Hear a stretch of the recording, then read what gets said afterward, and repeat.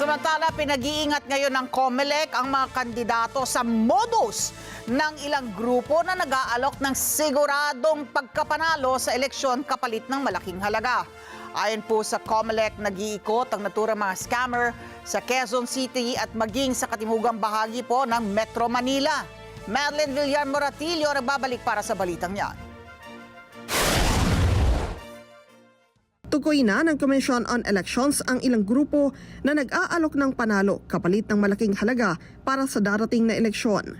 Ayon kay COMELEC Chairman George Garcia, naisumite na nila sa National Bureau of Investigation o NBI ang mga nagkalap nilang impormasyon at larawan ng mga grupo na ito. Dami pa po yan, yung mga yan. Meron sa Mindanao, isang buong grupo. May mga na-provide na po tayo mga pictures, larawan sa National Bureau of Investigation at natutuwa po tayo at nagpapasalamat sa CIDG na tinatrack yung mga taong ito. So, hindi lang po yan sa probinsya. Dito sa NCR, madami rin.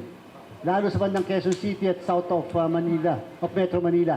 Diyan sila naglipa na. Siyempre, umiikot-ikot. Ayon kay Garcia na isang kilalang election lawyer bago namuno sa COMELEC, mula na magsimula ang automated election sa Pilipinas, marami ng alegasyon ng dayaan sa sistema ng halalan para panalunin ang partikular na kandidato pero walang napatunayan. Simula noong 2010, para lang po sa kaalaman ng lahat. Sige nga po. Ako po, 80% ng lahat ng protesta sa buong Pilipinas nahawakan ko. Name the position, nahawakan ko po yun. And therefore, saksing buhay ako na magsasabi sa lahat, wala po ni isang presinto ang nabuksan namin.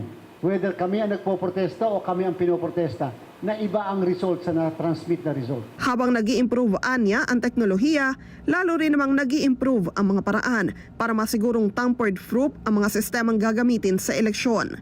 Paalala ni Garcia, kung may lumapit sa kandidato at sabihin na kaya silang panalunin sa eleksyon, huwag maniwala at sa halip, i-report agad ang mga ito sa otoridad.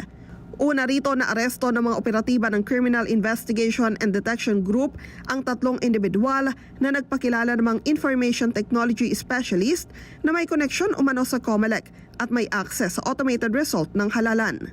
Kasunod ito ng pagdulog sa pulisya ng ilang kandidato sa Cagayan na inalok umano ng mga sospek. Madeline Villar Moratillo para sa Mata ng Agila. Matatahag, matapang, matapat. Maraming salamat sa inyo pong pagsubaybay sa Mata ng Agila Primetime. Para malaman ang matatag, matapang at matapat na mga balita, i-follow lamang at mag-subscribe sa @net25tv.